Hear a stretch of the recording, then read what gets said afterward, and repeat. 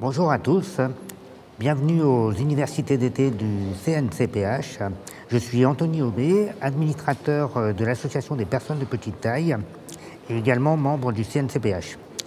Nous avons le plaisir de recevoir M. Pierre-Yves Baudot, auteur du livre Le handicap, cause politique, coécrit avec Mme Emmanuelle Filion aux éditions Presse universitaire de France dans la collection des idées, La vie des idées. D'abord, je vais vous laisser vous présenter. Bonjour. Bonjour à toutes, bonjour à tous. Pierre-Yves Baudot, je suis professeur de sociologie à l'Université Paris-Dauphine, chercheur dans un laboratoire de sciences sociales qui s'appelle l'IRISO, l'Institut de recherche interdisciplinaire en sciences sociales. Je travaille sur les questions de handicap depuis une quinzaine d'années maintenant et je suis aussi membre du Conseil national consultatif des personnes handicapées. D'accord, merci pour votre présence. D'abord, j'aimerais évoquer avec vous le langage utilisé à l'encontre des personnes handicapées, que ce soit dans la sphère politique, dans la sphère médiatique ou associative. On parle beaucoup de validisme, on parle beaucoup d'oppression. Pouvez-vous m'en dire un peu plus ?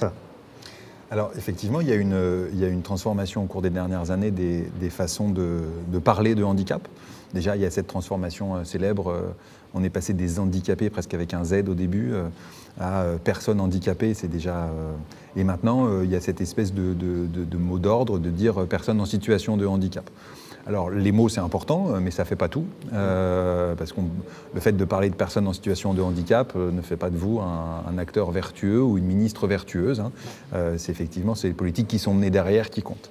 Sur la question du validisme, c'est vrai qu'en France, depuis je dirais une dizaine d'années, hein, on a l'émergence de cette notion qui est reprise hein, de travaux de sociologues et de militants américains, notamment, et anglais, qui ont fait de la notion de validisme une modalité de description de la place des personnes handicapées ou en situation de handicap dans la société pour montrer, la ségrégation dont elles sont l'objet, et pour montrer, aussi, le lien qu'il peut y avoir entre la ségrégation dont sont l'objet les personnes handicapées, la ségrégation dont sont l'objet les personnes racisées et la ségrégation dont sont historiquement aussi l'objet les femmes.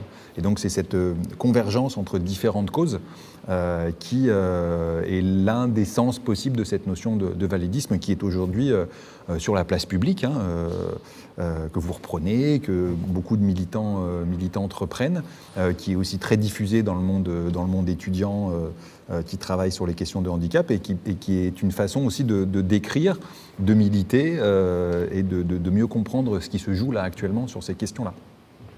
C'est quelque part une certaine forme de prise de conscience. Moi-même, en tant que militant, ça fait que quelques années que j'ai pris conscience de ces mots, finalement qu'on ne parlait pas forcément de manière très logique de ma personne, de ma place dans cette société. Cette oppression, on a l'impression qu'elle existe presque naturellement, elle s'est créée naturellement en France depuis de nombreuses années. Qu'est-ce qu'il faudrait faire pour sortir de cette logique ? Alors cette oppression, elle n'est pas naturelle, elle est bien politique. C'est pour ça qu'on a appelé avec Emmanuel le livre Le handicap, cause politique. Elle est l'objet en fait d'une action publique qui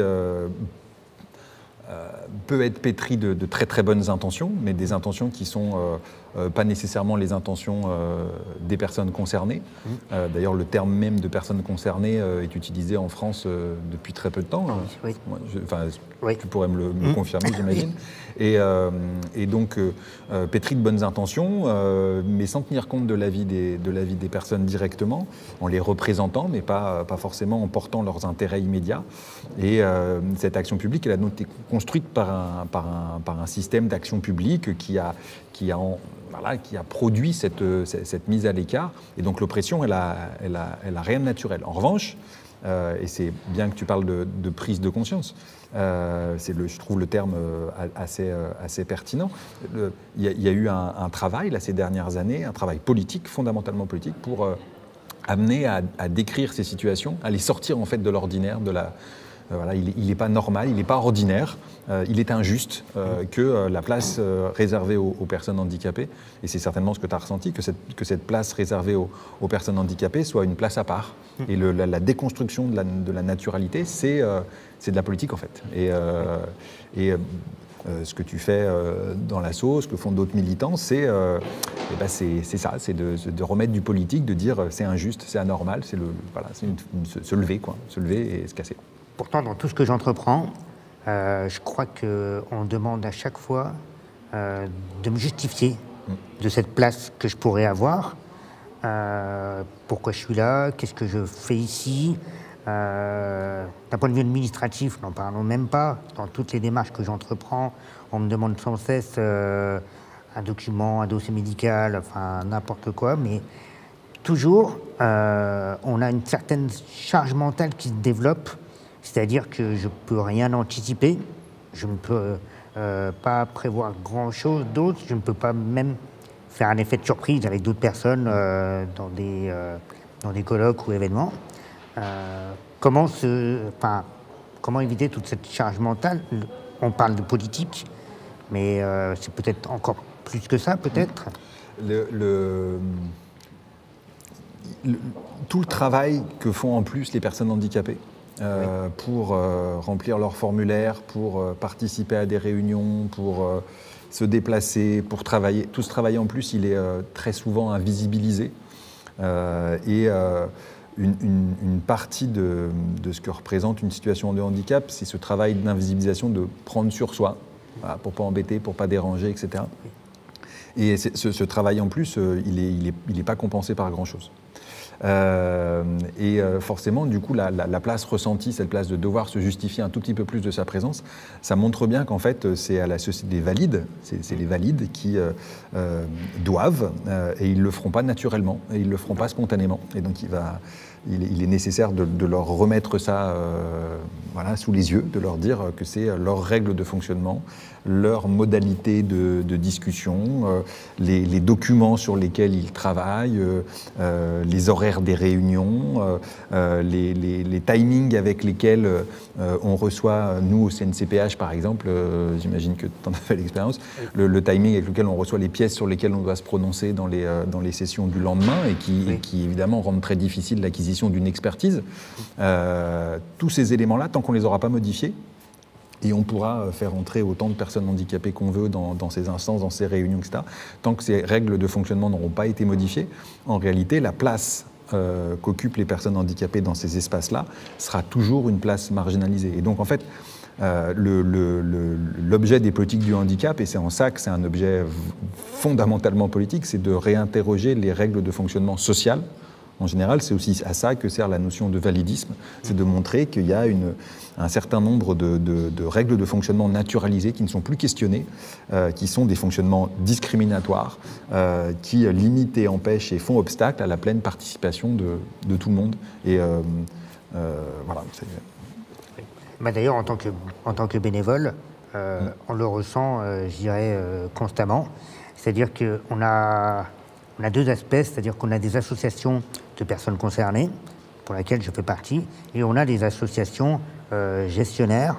Moi, j'aime à dire que c'est des associations gestionnaires d'handicapés, parce que c'est exactement ça dont il s'agit, qui sont réellement des professionnels. Alors, je ne tire pas sur leur capacité professionnelle ni sur leur expérience, parce qu'elle est légitime dans leur domaine. Ce sont des juristes, ce sont des avocats, ce sont des administrateurs, que moi, je n'ai absolument pas ce genre de compétences. Et je trouve qu'il y a un grand écart entre ces deux types d'associations. Cependant, on doit travailler ensemble, au CNCPH par exemple. Comment pourrait-on faire pour que ces personnes handicapées puissent avoir plus de compétences, plus de légitimité et soient moins écrasées sous ce point d'association professionnelle, quoi. C'est une question très importante, c'est une question fondamentale sur la place des personnes concernées dans la détermination des politiques qui les concernent. Il n'existe pas d'autres politiques publiques, à ma connaissance, en France, dans lesquelles les personnes où les associations représentatives jouent un tel rôle. Donc en fait, il existe un certain nombre d'endroits, comme le CNCPH, comme tout un tas d'autres endroits dans lesquels les associations de personnes handicapées ont voix au chapitre. La question, c'est qui parle et qui occupe ces places-là. Et ensuite, comment on fait si on décide de changer, d'accorder davantage de place aux personnes directement concernées? Comment on fait pour que cette parole soit une parole qui soit pleinement reconnue, une parole d'expert, une parole qui compte autant que la parole d'un gestionnaire? Et c'est tout l'enjeu des débats qui traversent tout un tas de politiques publiques, à la fois les politiques sanitaires, notamment par exemple sur la question du VIH, dire le poids de ce qu'on appelle l'expertise profane, c'est-à-dire le fait qu'en tant que personne concernée, on a quelque chose à dire, on a un point de vue, on a un regard. Tu as un regard que moi je ne peux pas avoir et que étant valide, et que ce regard-là, il doit avoir sa voix au chapitre et qu'il vaut beaucoup d'autres formes de représentation. Et donc ça suppose là encore de travailler l'organisation, les procédures. Ça suppose aussi de peut-être modifier ce qu'on appelle l'expertise, de transformer ce qu'on appelle l'expertise, de moins l'associer à une compétence technique. Elle est nécessaire, je pense. Il ne s'agit pas d'en remplacer une, mais elle est nécessaire. Mais moins de la définir uniquement comme une expertise technique, mais aussi de dire une expertise de vie, une expertise profane sur la situation que je traverse et les difficultés que ça pose. Et je pense que c'est ça l'enjeu central actuel, là, très actuel de cette semaine même, oui. Pour dans le champ du handicap en tout cas. Oui, oui, surtout que historiquement, la notion du handicap n'a pas du tout été définie comme telle. On a toujours parlé de ces personnes en termes d'objets de soins, par exemple, et à aucun moment on leur a donné des droits, on leur a donné une certaine forme d'égalité aux autres. On s'est toujours occupé d'eux, alors qu'en fait, la société, elle devrait se construire avec eux, en fait. La revendication d'autonomie oui. est cruciale, elle est forte, elle est fondamentale. C'est le point névralgique de tout ce mouvement qui, depuis les années 70, en fait, est un mouvement majeur de revendication de droits, d'autonomie et de considération d'égal à égal, quoi. Et il est sûr que le fait d'être une personne bénéficiaire de soins, d'être considéré comme un soigné, n'aide pas à être reconnu comme une personne titulaire de droit. Mais voilà, les collectifs militants, notamment celui dont tu es responsable, vont dans ce sens-là, c'est-à-dire oui. Faire entendre la parole de ces personnes qui sont directement concernées. Est-ce que d'ailleurs, pour te faire entendre, c'est quoi les principaux obstacles que tu rencontres dans tes mobilisations? Alors parfois, déjà peut-être l'accessibilité, d'un lieu. Il y a énormément de bâtiments qui ne sont pas accessibles pour moi. Les transports en commun, pour venir, c'est très compliqué à envisager, c'est-à-dire que je dois planifier longtemps à l'avance, que je ne peux pas beaucoup marcher, par exemple. Il y a aussi peut-être cette forme de professionnalisme. J'apprends beaucoup en lisant des blogs de militants, par exemple le Clé ou des Valideuses. Votre livre aussi. C'est très important aussi de travailler sur soi pour pouvoir exprimer des idées. Je pense que pendant 30 ans, les 30 premières années de ma vie, j'ai considéré ça légitime qu'on s'occupe de moi. C'est-à-dire que on me dise, bon ben voilà, t'inquiète pas Anthony, tu feras ta paperasse, t'es juste bon qu'à faire ça. Mais en fait, c'est complètement faux. En fait, la légitimité d'être un citoyen ne devrait pas se suffire à me demander pourquoi je suis là. Dans la dernière exemple que j'ai en tête, c'est j'ai fait un prêt professionnel à la banque. L'assurance de la banque m'a demandé de faire une attestation sur l'honneur comme quoi je mesurais bien 1,20 m. C'est marqué sur ma carte d'identité, c'est-à-dire que même la banque ne croit pas, l'administration française, que ma taille qu'il y a sur la carte d'identité correspond à la réalité des choses. Mais qu'est-ce qu'on fait, en fait, si moi, j'ai pas cette capacité rédactionnelle, si moi, j'ai pas cette capacité à aller au-delà de ces formes d'insultes, en fait, quelque part, ce mépris de ma place dans ce monde, j'imagine qu'il y en a énormément, des citoyens, dans mon cas, où c'est très très difficile, parce que chaque jour, on me répète qu'on n'a rien à faire là. Ça, c'est très très dur, en fait. En fait, c'est une superposition, c'est en permanence de petits marqueurs de Oui. t'es pas à ta place. Oui, complètement, complètement. Et même dans la rue, hein, la différence, ça date d'hier. Hier, on est dans le hall de la Bibliothèque nationale de France. Je discute donc avec une personne du comité interministériel du handicap. Une personne vient me voir, elle se met à genoux à côté de moi et elle me dit « Je voulais juste savoir combien vous mesurez ». Elle me demande d'emblée, comme ça, dans la rue, là, à 20 mètres. Et du coup, moi j'ai l'habitude de ce type de comportement, je réponds d'emblée. Mais en quoi ça vous intéresse Et donc, lui, il rabâche, il veut absolument savoir combien je mesure, comment je m'appelle et tout. Donc moi, je lui retourne le problème. Je lui dis, mais et si moi, parce que cette personne était noire, et si moi, je me peins la peau en noir pour voir ce que ça fait que le racisme, vous croyez que ce serait légitime? À mon avis, si je fais ça, j'irai direct en cour de justice, en fait. Alors que dans l'autre sens, c'est même pas punissable. Et voilà, donc c'est, au-delà des instances publiques, c'est le quotidien dans la rue. C'est le ressenti des personnes sur la différence, sur le handicap. C'est un quotidien, je dirais, ordinaire, malheureusement, quoi. Donc à force d'être ordinaire, il devient naturel, finalement. Ça Oui, devient oui, des voilà. formes de réaction que tu as intériorisées et qui... Voilà, mais du coup, qu'est-ce qu'on fait? Je me cache? Non, je sors plus? Non. Non, la meilleure réponse, je crois, à apporter, c'est d'être ici, par exemple. La meilleure réponse à apporter, c'est de militer.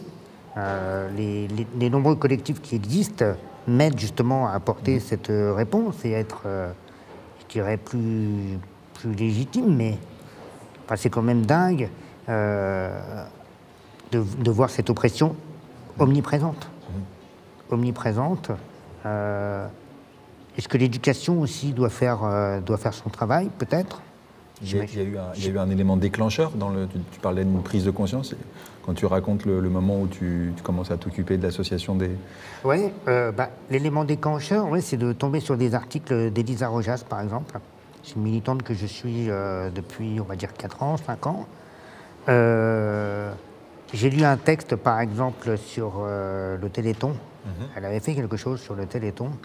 Et finalement, c'est la place du handicap sur une chaîne de télévision publique, comme un objet de charité. Qui n'était pas trop questionné, en fait. Ça faisait partie des rituels du mois de décembre. Voilà, ouais. c'est ça, c'est ça. Mais indirectement, finalement, je me suis senti dans le même genre. C'est-à-dire, mais oui, mais en fait, elle a totalement raison. C'est-à-dire, pourquoi diffuser une image charitable? Ça ne va pas faire avancer le débat. Et de plus, depuis quand mettons des enfants pour faire rapporter de l'argent? On ne vend pas un gosse pour avoir de l'argent sur une chaîne de télévision publique. C'est horrible, en fait, comme image. Et même, je pense aux enfants, qu'est-ce qu'il va retenir plus tard? Dans sa classe, on va lui dire « Ah, c'est le gamin du Téléthon. C'est tout. Il sera que ça. Quand j'étais enfant, moi, c'était les gamins du Téléthon. Voilà. Mais en fait, ils seront que ça.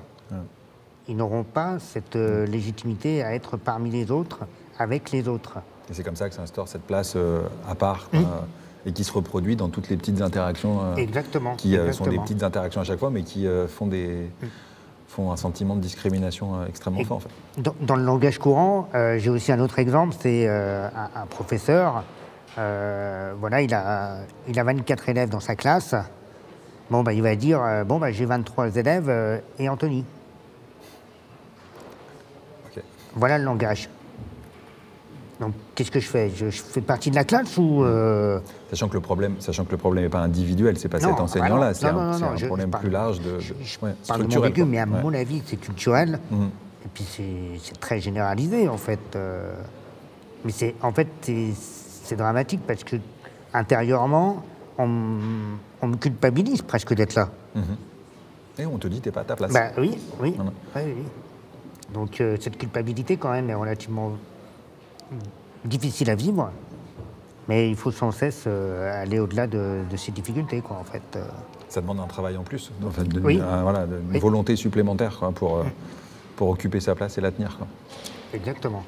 Donc c'est très difficile. Il y a aussi une certaine forme d'irrespect aussi parfois dans la rue vis-à-vis de nous, par exemple. Par exemple, pour une personne en fauteuil, on veut tout de suite l'aider à pousser le fauteuil. Sans lui demander son avis. Voilà, voilà. Alors ça, on ne nous demande jamais notre avis.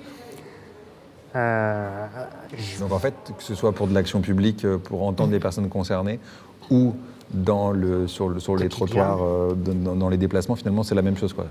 Demander votre avis, quoi. Oui, oui. Voilà. Donc, je crois qu'il faut qu'on s'arrête là-dessus. Et donc pour terminer, au nom du CNCPH, je vous remercie beaucoup pour votre présence et nos échanges.